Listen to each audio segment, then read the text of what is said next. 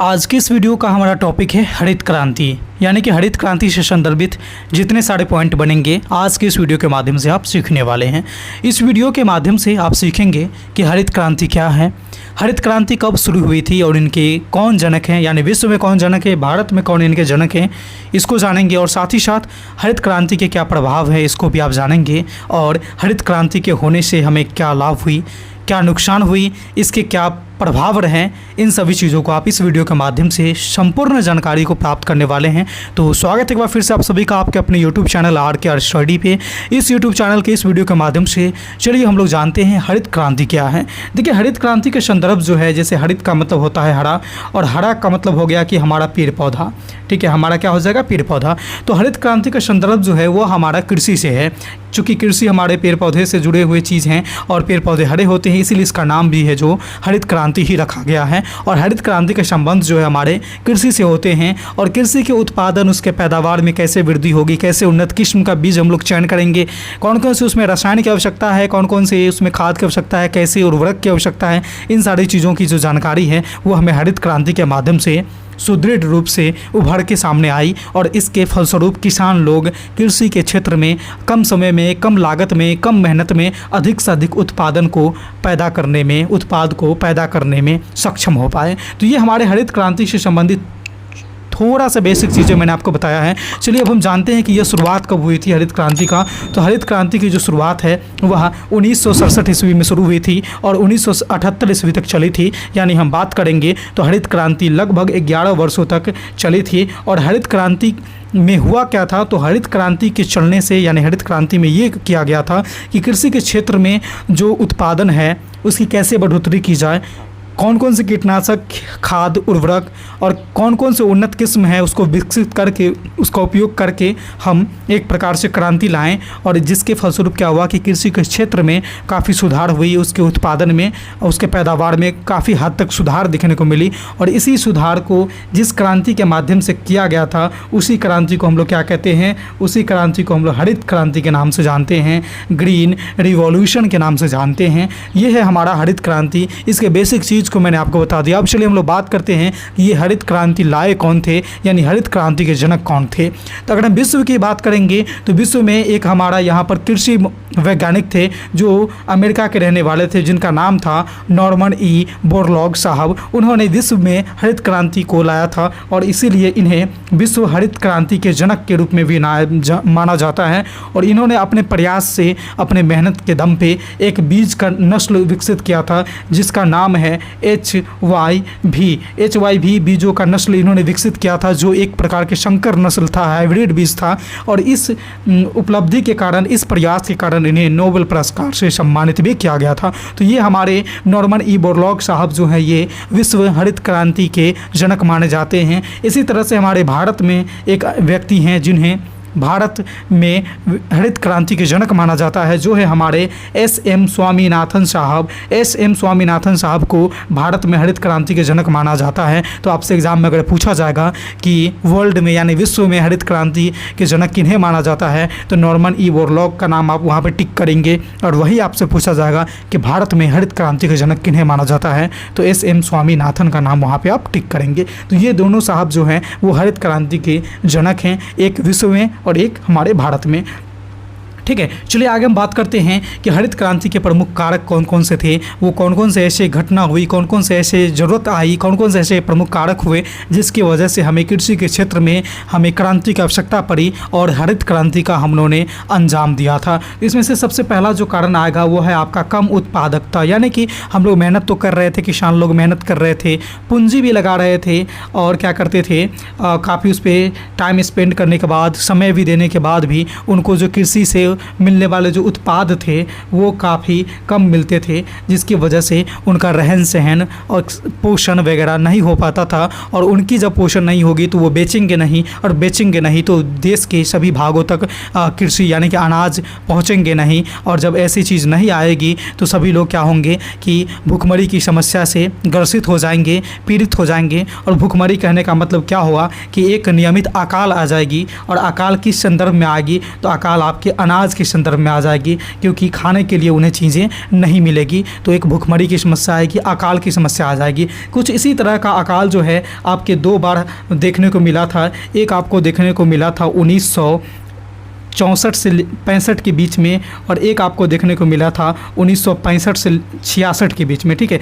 ये 2 प्रमुख अकाल आए थे हमारे देश में, और ये 2 प्रमुख अकालों के कारण बहुत से भुखमरी हुई और बहुत से लोगों की जान चली गई थी। इसी सब को देखते हुए इसके ठीक 1 साल बाद यानी 1967 में कृषि के क्षेत्र में क्रांति लाई गई, जिसे हरित क्रांति के नाम से जाना जाता है, जिसके जनक को मैंने आपको बता दिया कि इनको लाने वाले, इस क्रांति को लाने वाले कौन थे, इनके पिता किन्हें माना जाता है, ठीक है। तो नियमित अकाल होने का भी एक इसका प्रमुख कारण बना था। साथ ही साथ उन्नत किस्म का बीज नहीं होता था। उन्नत किस्म के बीज जब नहीं होगा तो क्या करेंगे, हम मेहनत भी करेंगे, ठीक है, उसमें एक खड़ी खाद भी देंगे, उर्वरक भी देंगे, सब कुछ देंगे और पैसे भी लगाएंगे, लेकिन हमें उसके बनस्पत में जो उत्पाद मिलने वाले हैं वह उत्पाद जो है वो बहुत कम मिलेगा, ना के बराबर मिलेगा, जिससे हमारा रहन सहन पोषण संभव नहीं है। तो ये भी एक हरित क्रांति के प्रमुख कारक में से एक था। उन्नत किस्म का बीज का नहीं होना, उपयुक्त खाद एवं उर्वरक का भी अभाव था उस समय, और उसकी नॉलेज भी नहीं थी लोगों को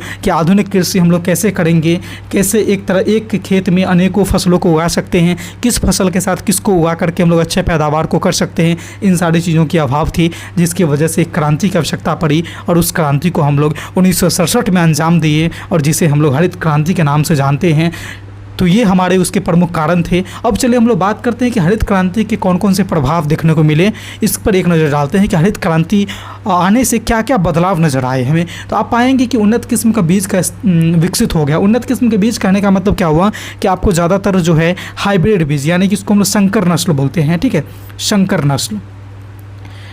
नस्ल बीज विकसित किया गया। इसमें क्या होता था ना कि 2-3 अच्छे क्वालिटी के जो पौधे होते थे, जो अच्छे उत्पादन वाले पौधे होते थे, 2-3 तरह के, उसको इकट्ठा करके उसको परागण करा करके उसको क्या करते थे कि अलग बीज बनाते थे, जिसको हम लोग संकर नस्ल कहते थे।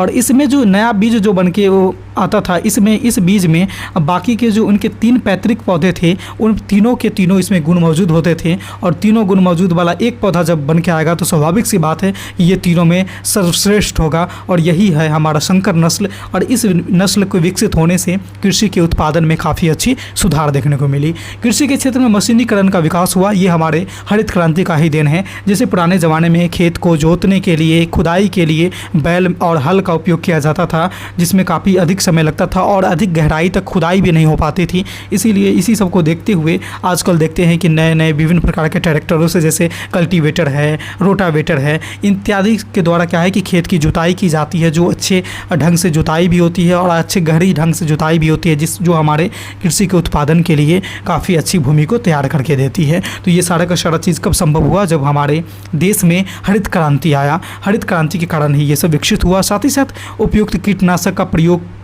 उर्वरक का प्रयोग, खाद इत्यादि का भी प्रयोग विकसित हुआ। और इत्यादि के जो प्रयोग किए गए, मतलब जो सब हम लोग प्रयोग करते हैं आधुनिक समय में, जितने सारे कीटनाशक है, उर्वरक, खाद वगैरह का, ये सारे के सारे कहीं ना कहीं हरित क्रांति के ही देन हैं, और ये सारे हरित क्रांति के बाद ही संभव हो पाया है। उच्चतम सिंचाई का भी प्रबंध किया गया है।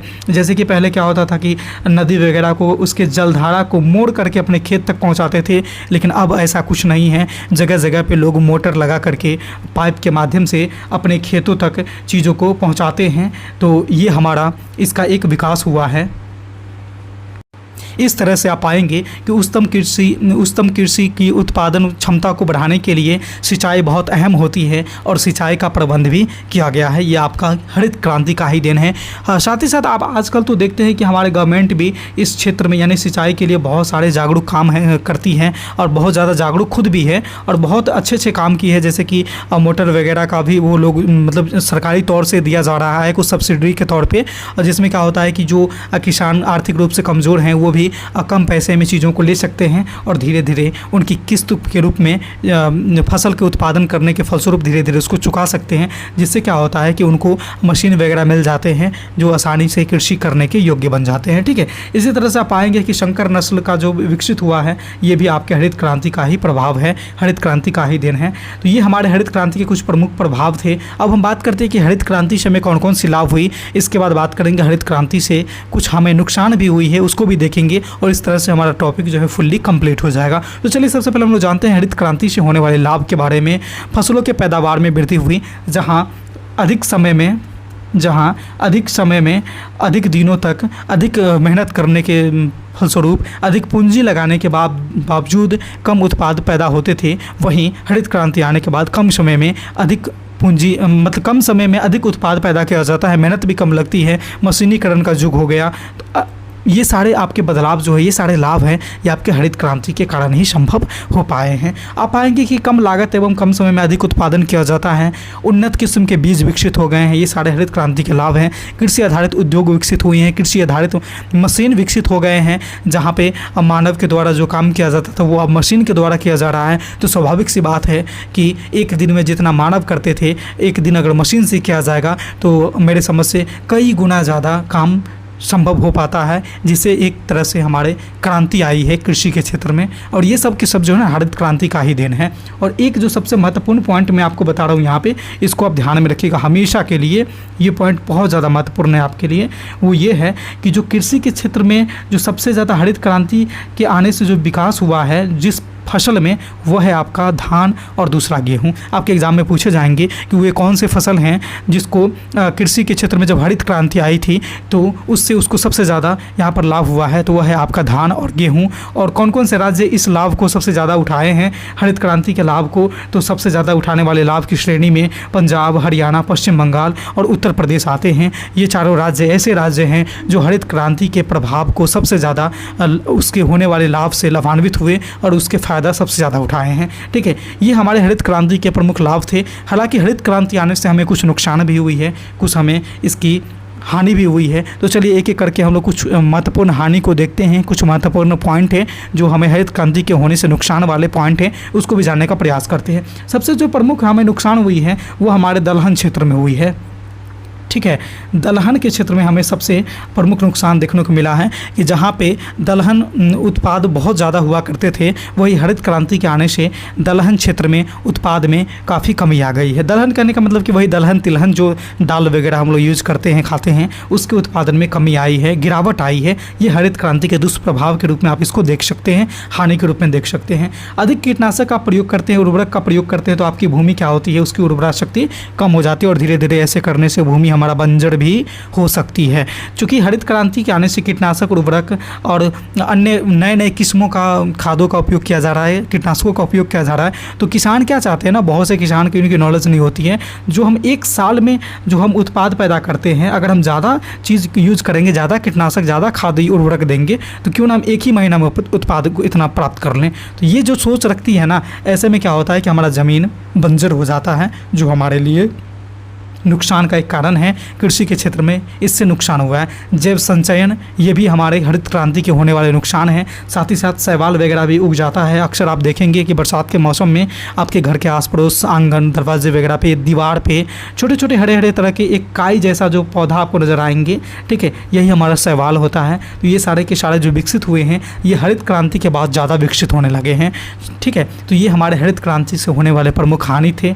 तो आज की इस वीडियो के माध्यम से आपने कम समय में हरित क्रांति से जुड़े जितने सारे टॉपिक, जितने सारे पॉइंट बनते, सारे चीज़ों को आपने अध्ययन किया है। हरित क्रांति क्या था, कब हुआ था, उसके कौन कौन जनक थे, होने के कौन कौन से कारण थे, उसके होने से हमें क्या फ़ायदे हुए, क्या लाभ हुए, क्या नुकसान हुए, इन सारे चीज़ों को आपने इस वीडियो के माध्यम से संपूर्ण जानकारी को प्राप्त किया है। आई होप कि ये टॉपिक आपको अच्छे से समझ में आ गई होगी। अगर कहीं पर कोई दिक्कत है, ये वीडियो कैसी लगी, अच्छी लगी, बुरी लगी, समझ में आई अथवा नहीं आई, आप हमें कमेंट के माध्यम से ज़रूर बताएंगे। और हाँ, अगर आप हमारे चैनल पर पहली बार आए हैं, पहली बार इस वीडियो को देख रहे हैं, तो चैनल को सब्सक्राइब कर लीजिए और साथ ही साथ बेल वाले आइकन को इसलिए प्रेस कर लीजिए क्योंकि इस तरह के रोचक, महत्वपूर्ण और उपयोगी वीडियो में जब कोई अपलोड करूं तो उसका नोटिफिकेशन आप तक सबसे पहले पहुंच जाए। तो इस वीडियो में बस इतना ही था। फिर मिलते हैं अगले वीडियो में नए टॉपिक के साथ। तब तक के लिए देखते रहिए हमारे चैनल आरके स्टडी को। धन्यवाद।